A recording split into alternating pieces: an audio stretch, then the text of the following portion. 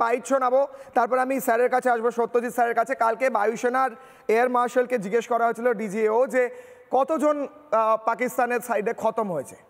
তিনি যা কথা বলেছেন এত ভাইরাল হয়েছে, পাকিস্তানের লোক শুনে ভাবছে মাথা নিচু করে আছে।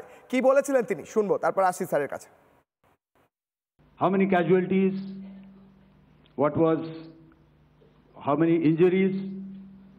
Well, to start with, our aim was not to inflict casualties, but in case there have been, it is for them to count. Our job is to hit the target, not to count the body bags.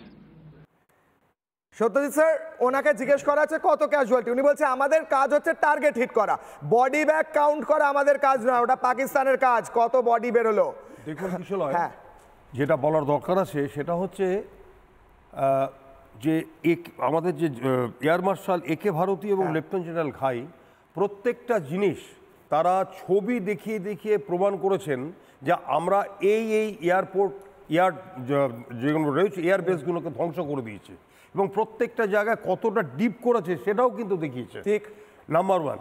Number two হচ্ছে air marshal একে ভারতী যে প্রত্যেকটা 15টা base যেই জায়গাগুলোকে locate করে করে দেখানো হচ্ছে তাতে এটা প্রমাণিত, অর্থাৎ ভারতবর্ষের সরকার এবং ভারতবর্ষের যে সৈন্যবাহিনী সেনাবাহিনী তারা বুঝিয়ে দিল যে আমরা এটা করতে পারি। এটা শুধু পাকিস্তানের কাছে থ্রেট নয়, সারা বিশ্বের কাছে এটা একটা প্রমাণ। সারা বিশ্বের যারা ভারতবর্ষের এগেনস্টে রয়েছে তাদের কাছে এটা প্রমাণ যে আমরা কতটা শক্তিশালী রয়েছে। এবং তার সাথে সাথে এটাও বলছি ইট ইজ বেসিক্যালি টোটাল 100 ভাগের মধ্যে 15 ভাগ হয়তো এটা শো হয়েছে, আসল ভাগ 85 ভাগ কিন্তু রাখা হয়েছে অন্যের সময় আটকানোর জন্য। একটা ইম্পর্টেন্ট কথা বলার দরকার আছে। দেখুন, বিএসএফের একজন কনস্টেবলকে এখনও তারা আটকে রেখেছে, সে বাঙালি। তাকে ছাড়ার জন্য আপনাদের চ্যানেলের মাধ্যমে দাবি করি ওদের যিনি যারা ক্যাপ্টেনকে কিংবা তাদের একজন পাইলটকে তারা আমাদের কাছে ধরা পড়েছে তাদেরও যদি দিয়ে দিতে হয় দেবে, কিন্তু আমাদের যিনি বিএসএফের কনস্টেবল তাকে ইমিডিয়েটলি রিলিজ করতে হবে। কারণ এই বিএসএফের কনস্টেবল আমাদের দেশের এবং সে আমাদের দেশ ভারতবর্ষকে সুরক্ষা করার জন্য যে কোনোভাবে প্রাক রেঞ্জার তাদের কায়দা করে জোর করে নিয়ে গেছে। আর একটা কথা বলি, সেটা দেখুন এই যে সারগোদা বলে যে কথা হচ্ছে, যেটা কিছুক্ষণ আগে অরিন্দম ধরেছিল সামান্য, সারগোদাটা একটু বলে দিই। সারগোদার যে পারমাণবিক শক্তি বলে যেটা পাকিস্তান বারবার চিৎকার করে, আমাদের লেফটেন্যান্ট জেনারেল সাহেব অনেকদিন পরে দেখালো, উৎপলবাবু মনে আছে, সত্যজিৎ ব্যানার্জি বলছি, তো সারগোদার জায়গাটাকে যদি ধ্বংস করে দেওয়া যায় তারে যে অ্যাটম বোমার যে দুটো জায়গা বিষ করে যেটা চালানো হবে সেটা নষ্ট হয়ে যাবে। সেই সারগোদাটাকে নষ্ট করে দিয়েছে এয়ার ডিফেন্স সিস্টেমের মাধ্যমে। সুতরাং অটোমেটিক্যালি এখন ভারতবর্ষের যা ওরা যতটুকু ভেবেছিল তার চেয়ে অনেক বেশি ক্ষতি হয়েছে। ডিজিএম এর সাথে কথা হচ্ছে, সেটা পাকিস্তান অনেক বেশি ভীত এবং এই অস্ত্র এবং এই এফেক্টিভ অ্যাটাক দেখে চায়না কিন্তু ভয়ের মধ্যে আছে এবং বাংলাদেশের কিন্তু শব্দ কিন্তু বন্ধ হয়ে গেছে। চীন বলেছে, চীন বলেছে স্যার যে আমরা কিছু পাঠাইনি, আমরা কোনো প্লেন পাঠাইনি পাকিস্তানে। বলছি বাংলাদেশ এই যে যারা বলছিল না 4 দিনের মধ্যে 4 ঘন্টার মধ্যে কলকাতা দখল করব, দিল্লি দখল করব, তাদের কিন্তু আর মুখের কোনো আওয়াজ নেই, চায়নার আওয়াজও শেষ হয়ে গেছে। কিন্তু আমি আবারও বলি, আমাদের যে সুদর্শন চক্র যেটা কাজ দিয়েছে সেটার জন্য যিনি আমাদের আসল যিনি যেটা করেছিলেন পরিকর, সেই পরিকর সাহেব যিনি মারা গেছেন, যিনি সিলিন্ডার তাকে স্যালুট জানাতে হয়। আজকে তার জন্য সে কোনো তো 35,000 কোটি টাকা লেগেছিল, মনোহর পারিকর যা করেছিলেন সেই বুদ্ধি দিয়ে যে তাকে বিরোধীরা সবাই এগেনস্টে ছিল কিন্তু উনি লড়েছিলেন, লড়ে নরেন্দ্র মোদীকে বুঝিয়ে এই যে জানা হয়েছিল S-400 এটার জন্য তাকে স্যালুট জানাতে হবে। আমি স্যার একবার লেফটেন্যান্ট জেনারেল উৎপল ভট্টাচার্যের কাছে আরো একবার যাব। উৎপল স্যার, লেফটেন্যান্ট জেনারেল, আপনি হচ্ছেন সেই ব্যক্তি যার সামনে 93,000 পাকিস্তানি সেনা তাদের মাথা নত করেছিল। কারগিল আপনি দেখেছেন স্যার।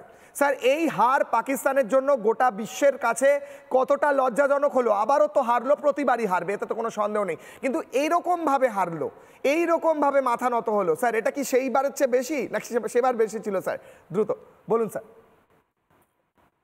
দেখুন, হার তো হয়েছে, এতে কোনো সন্দেহ নেই, এটা শুধু বুঝেছে পাকিস্তানের যারা উচ্চ পর্যায়ের লোকেরা। কিন্তু ওদের আমি আবার বলছি, ডিসইনফরমেশন ক্যাম্পেইন এমনভাবে চলেছে যেন ওদের ওদের ওখানে ক্ষতি হয়েছে, ওরাও আমাদের এখানে অনেক ইনফ্লিক্ট করেছে।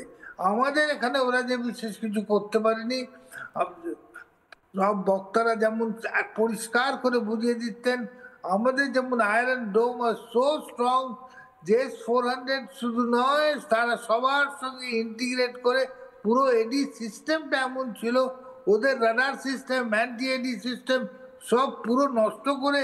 ইভেন সার্গোদাতে আমরা অনেক ক্যাজুয়ালিটি করেছি। সার্গোদা আপনারা জানেন নিশ্চয়ই, ওর যত ফেসিলিটিস, ব্লাস্ট প্যান থেকে তারপরে বাল্ক পেট্রোলিয়াম ইনস্টলেশন থেকে তারপরে যত রকমের বোম ডাম্প, সব ওদের underground and very very secure. সেইখানে ওদের অকেজো করে দেওয়া হয়েছে, বিকজ অ্যাকচুয়ালি অপারেটিং রানওয়ে যেটাকে বলে, সেটা এখনো 3-4 দিন লাগবে আবার অপারেশনাল হতে, এরকম অবস্থায় আছে। কিন্তু ব্যাপার হচ্ছে, দেখুন আরেকজন যে অন্য খেলা, পর্দার পেছনে যে খেলা, সে খেলাটা আমাদের আরেকটু ভালো করে খেলতে হবে। কেন সে খেলায় বোধহয় ওরা আমাদের সঙ্গে সমান পাল্লায় এগিয়ে আছে। ঠিক স্যার, J-70 তো ইউজ করছে ওরা, যেগুলো চাইনিজ ইকুইপমেন্ট ওদের কাছে আছে সেগুলো তো ইউজ করছে। নতুন ওরা কোনো ইকুইপমেন্ট এখনো চাইনিজ থেকে পায়নি সিন্স 22 এপ্রিল। সেইটাই হচ্ছে কথা। আমাদের এই ভেবে বসে থাকলে হবে না। ওরা টার্কির সব ড্রোন গুলো ইউজ করেছে, যেগুলো অবশ্য ভেরি ভেরি পুয়ার পারফরমেন্স। সবগুলো আকাশেই মেরে দেওয়া হয়েছে, অনেকগুলোকে আকাশেই ধ্বংস দেওয়া হয়েছে। মানে কোনো একটা টার্কিশ ড্রোন অ্যাকচুয়ালি টার্গেটে এসে পৌঁছতেই পারেনি। তোদের পারফরমেন্সের দিক থেকে দেখতে গেলে একদম লজ্জাজনক। ঠিক স্যার, আমার সময় একদম কম, আমার সময় একদম শেষ স্যার, একদম শেষ সময় স্যার। আমি প্রত্যেকের কাছে যেতে পেরেছি একবার করে, কিন্তু আমার সময়ের কমের কারণে আমি দ্বিতীয়বার যেতে পারছি না। কিন্তু এখান থেকে যেটা উঠে এলো পাকিস্তানের, আচ্ছা 10 সেকেন্ড স্যার, একদম আমার কাছে একটা কথা বলা দরকার আছে।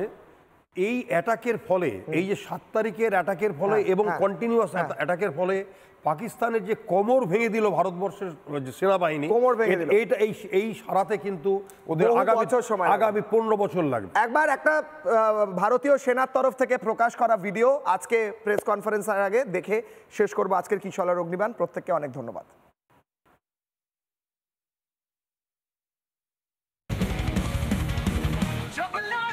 मुझ पर छाता है, पहले विवेक मर जाता है। हिंदू वचन नहीं तूने माना, मैत्री का मूल्य न पहचाना। बोले मैं भी अब चाहता हूँ, अब तुम संकल्प सुनाता हूँ। याचना नहीं अब रण होगा, जीवन जय की मरण होगा।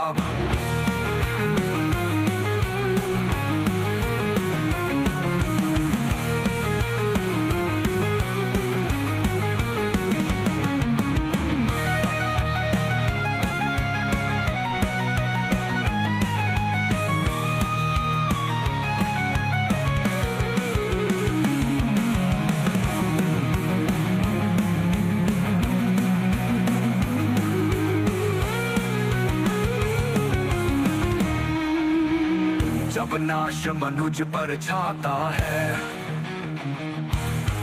पहले विवेक मर जाता है।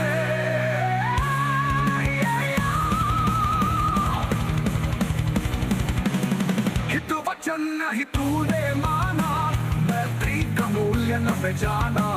बोले मैं भी। নানা ধরনের কন্টেন্ট দেখার জন্য লাইক করুন, শেয়ার করুন আমাদের ফেসবুক পেজ, সাবস্ক্রাইব করুন আমাদের ইউটিউব চ্যানেল। পাশাপাশি অন্যান্য ব্রেকিং নিউজের জন্য অবশ্যই চোখ রাখুন রিপাবলিক বাংলায়।